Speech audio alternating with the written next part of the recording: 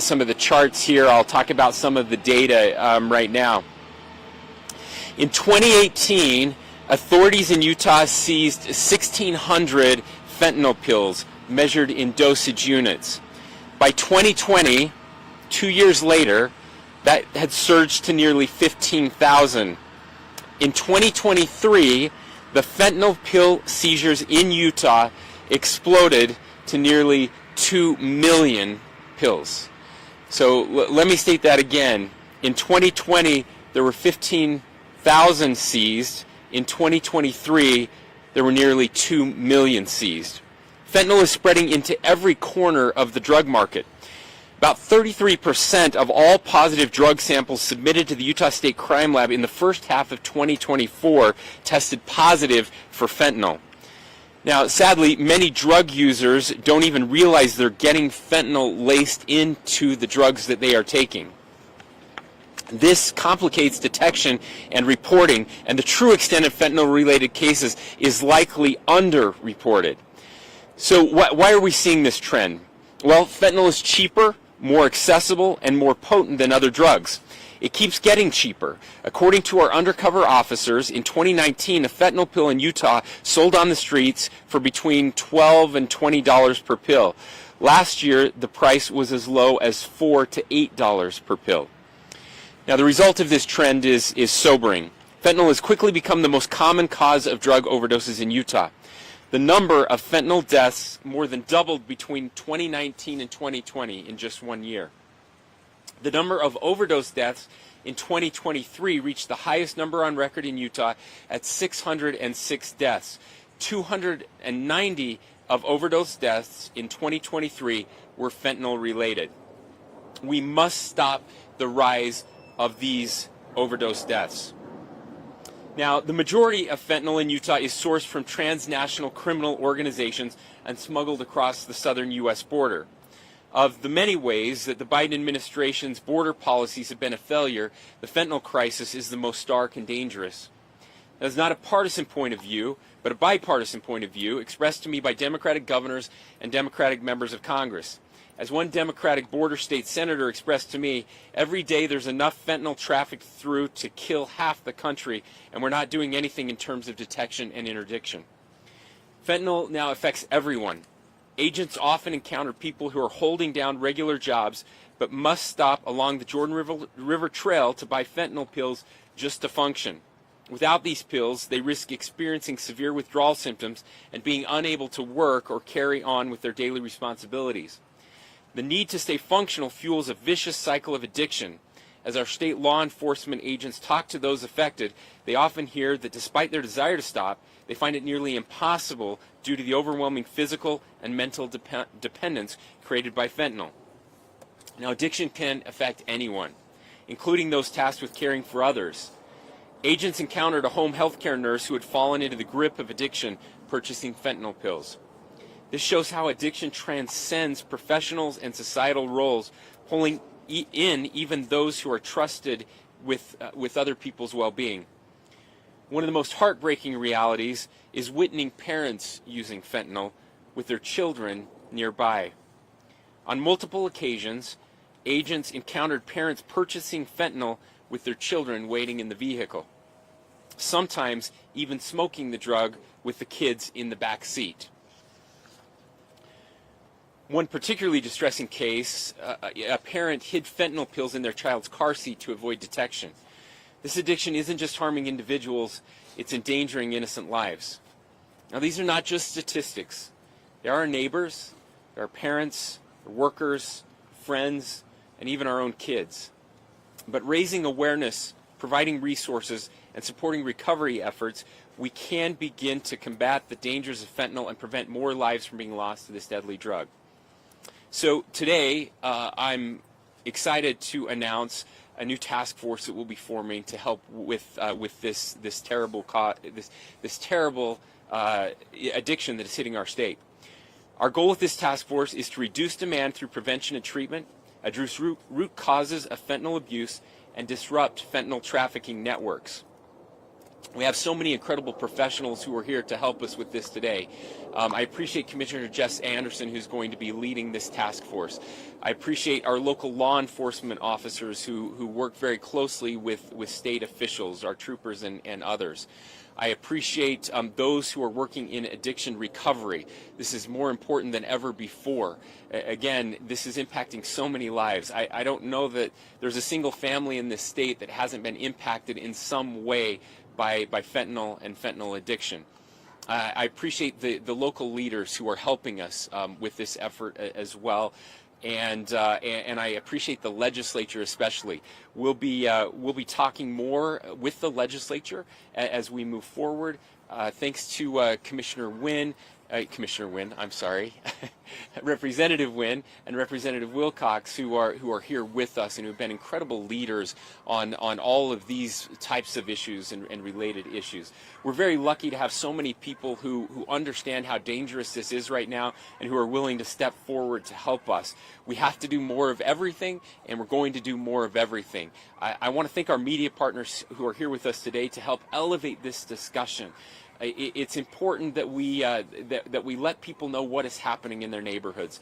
It's not just here, it's everywhere. I don't care what size your town is, the smallest towns in Utah are being impacted by fentanyl. The wealthiest neighborhoods in Utah are being impacted by fentanyl. It is happening everywhere, and everyone plays a role in helping us to prevent this from moving forward. So with that, I'd like to welcome Commissioner Anderson to the stage. He'll talk a little bit more about the task force, and we'll go from there.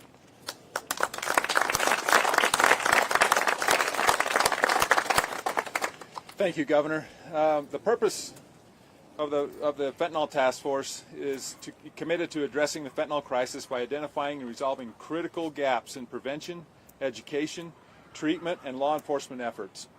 Through comprehensive data collection, collaboration, and strategic intervention, the task force aims to reduce demand by addressing root causes and removing fentanyl from Utah's communities. By fostering partnerships across federal, state, and local agencies, the task force is dedicated to disrupting trafficking networks, saving lives, and ensuring a safer future. Based on experience, evidence, and example of effective task forces in the past, we will accomplish the task force mission by focusing on 7 key objectives. These objectives are centered on prevention and treatment, which really promotes educational programs to raise awareness of fentanyl's dangers and supports treatment initiatives to reduce addiction. It also focuses on disrupting trafficking networks. A core focus on dismantling fentanyl trafficking networks through intelligence-led operations and enhanced coordination across federal, state, and local agencies. We'll also focus on addressing root causes. The task force aims to investigate and tackle the social, economic, and psychological factors driving fentanyl use. Data collection and resource allocation is another aspect. We will assemble and analyze data on fentanyl-related issues. For instance, we currently have 17 drug task forces throughout the state of Utah, with only 7 task forces representing 5 counties that really account for most of the data. Policy decisions. We will analyze the current penalties for drug dealers breaking the law and further hurting our communities.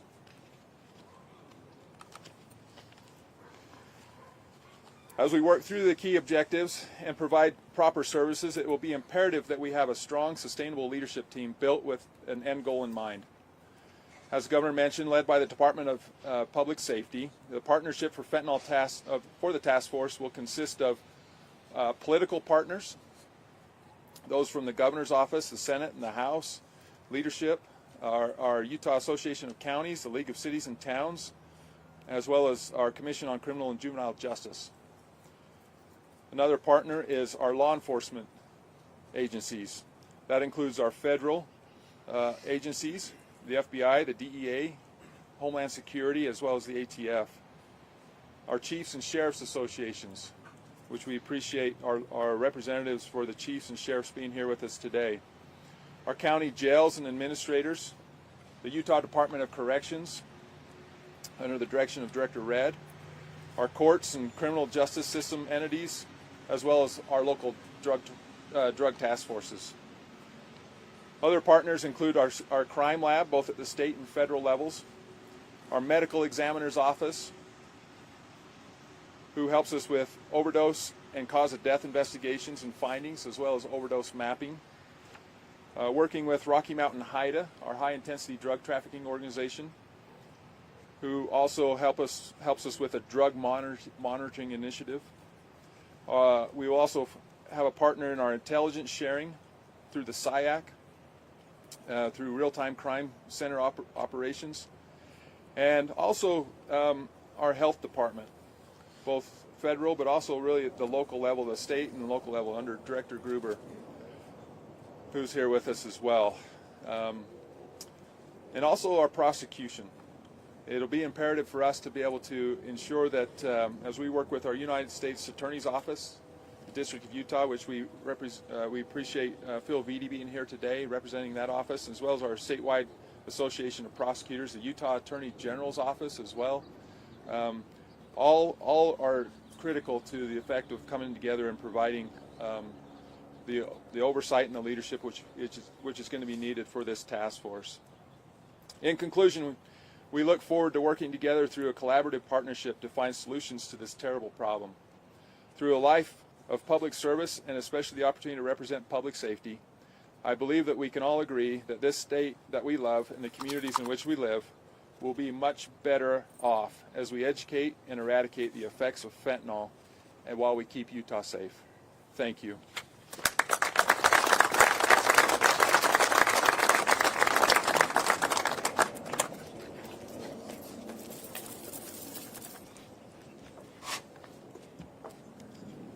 Good morning, everyone. My name is Misty Lopez. I'm a woman in long-term recovery, and I'm honored to stand here today to share a story that at many points in my life I didn't think I'd survive to tell. It's a story that begins right here in Salt Lake City, a place I've always called home.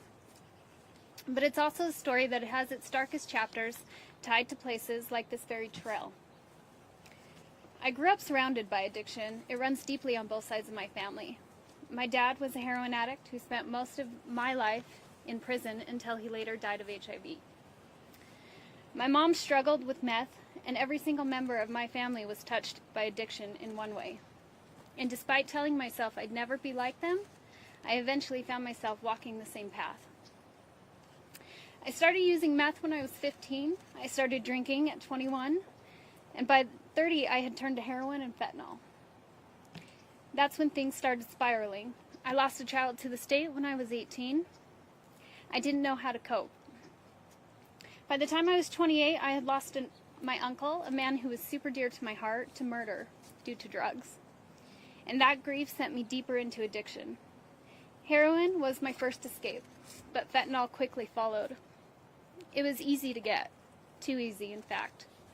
Many times I picked it up right here along the Jordan River Trail. As my addiction worsened, so did the consequences.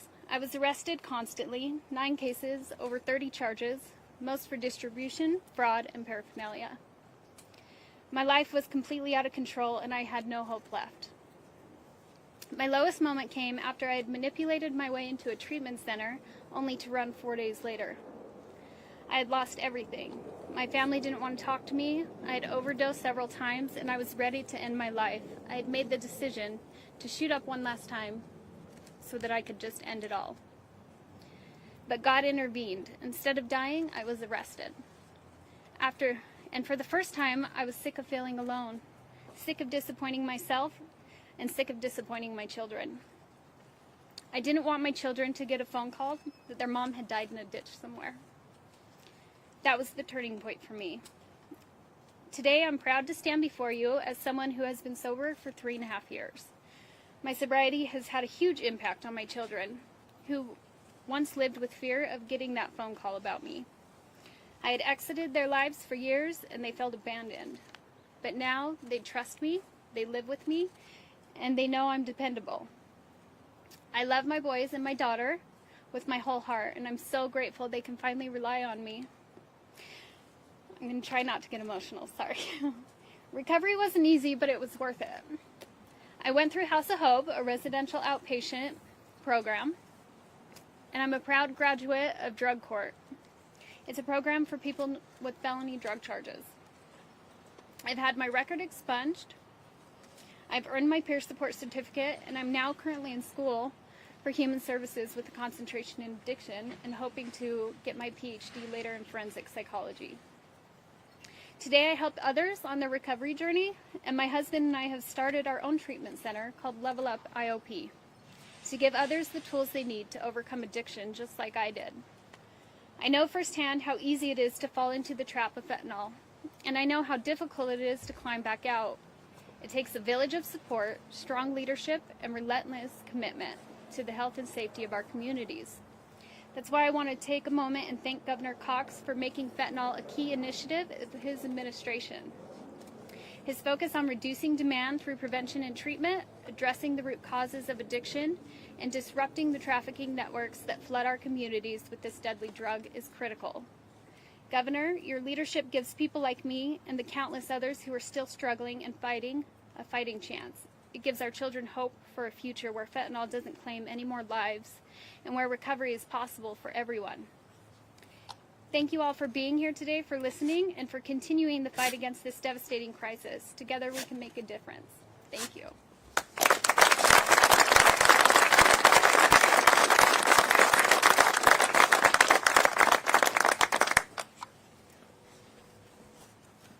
Misty, thank you. You are incredibly inspiring.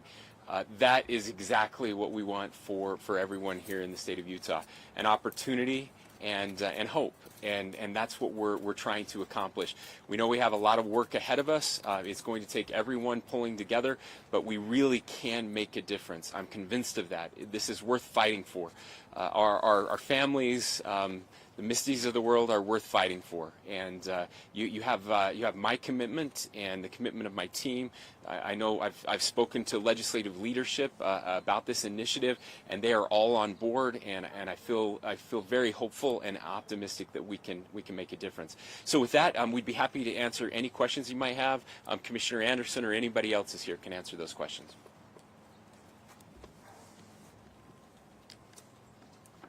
And if you don't have any, that's okay too. I do. Please, yes. When I talk to communities, especially in southern Utah, they tell me they do not have the resources and they feel left behind and forgotten. What will you do to address this epidemic, especially in our rural communities? Yes, and I hear that as well. As somebody who lives and grew up in rural Utah, it's something that's definitely been a concern to me. As I mentioned before, this is impacting every corner of our state. And so part of the task force will be making sure that they are included as we move forward, that we work on getting more of those resources to them. The truth is there's a lack of resources everywhere. And we know that, but especially in our smaller communities, and so we'll be working with them. We mentioned the League of Cities and Towns; they will have representation. So all 249 cities and towns will be represented. County commissioners will be represented as well, and then the local law enforcement will have them involved. Part of the problem is getting addiction treatment into those smaller areas.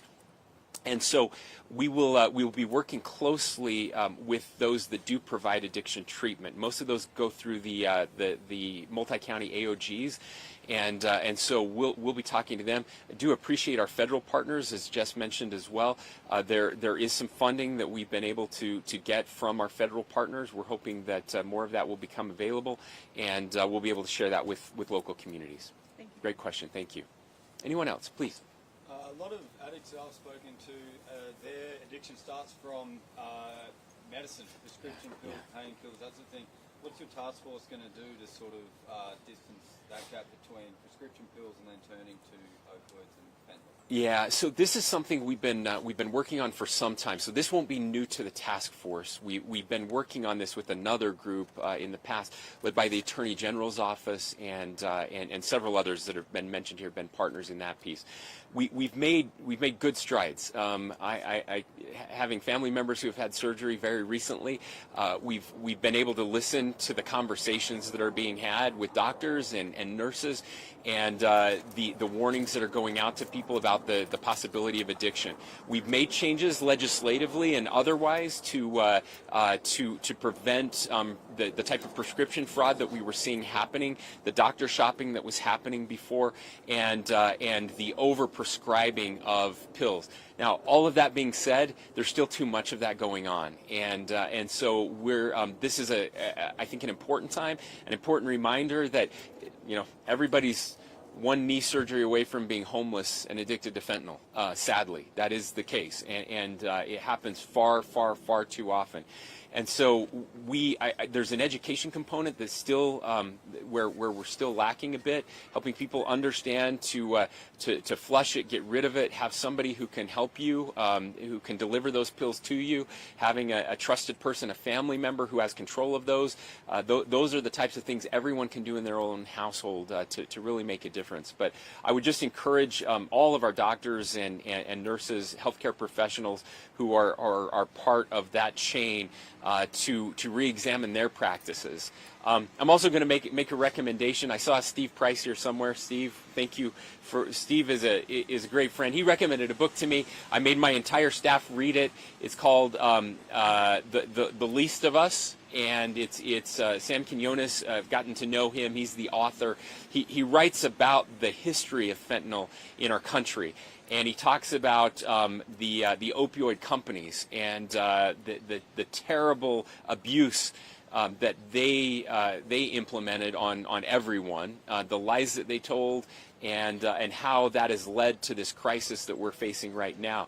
I appreciate the Commerce Office for the state, as well as the Attorney General's office, who have been part of these multi-state lawsuits where we've worked to hold those opioid companies accountable for the lies that they told us.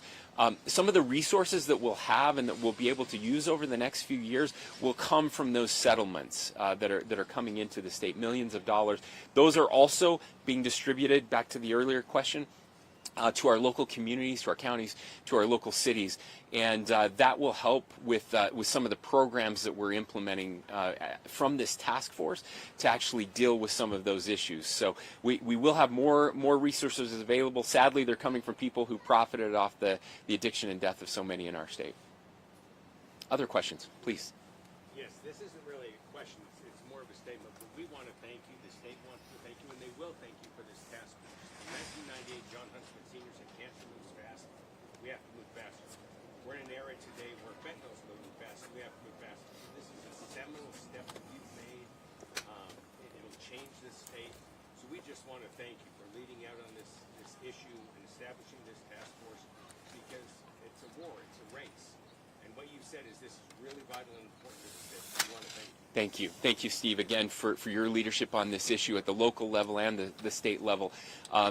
We have so many people. Again, I just want to encourage the business community, the nonprofit community, everybody who is engaged in this effort, in this fight for the soul and the lives of our people, to stay engaged. We talked about the law enforcement piece of this. What we're trying to do, and I hope you can see this, is make life much worse for those who are profiting off of this, and try to make life better for those who are suffering from it.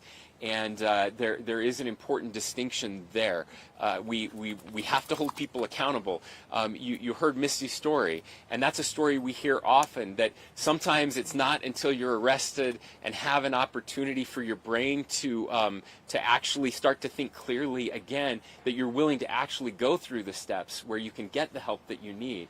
And we don't want this to be a scarlet letter that you have to wear for the rest of your lives. We want to help people get clean and get sober and get back on their feet and get their kids back and get their lives back and become productive members of society. We're not interested in locking people up forever, but we are very interested in locking people up until they're safe and they can get the help that they need. And so that's where we're going to work more closely together to make sure that we're delivering the help. And we need both. We need we need to hold people accountable, and we need to give them an incentive to get better. Any other questions? All right. Thanks, everyone. Thanks, everyone. Appreciate it. Have a good day.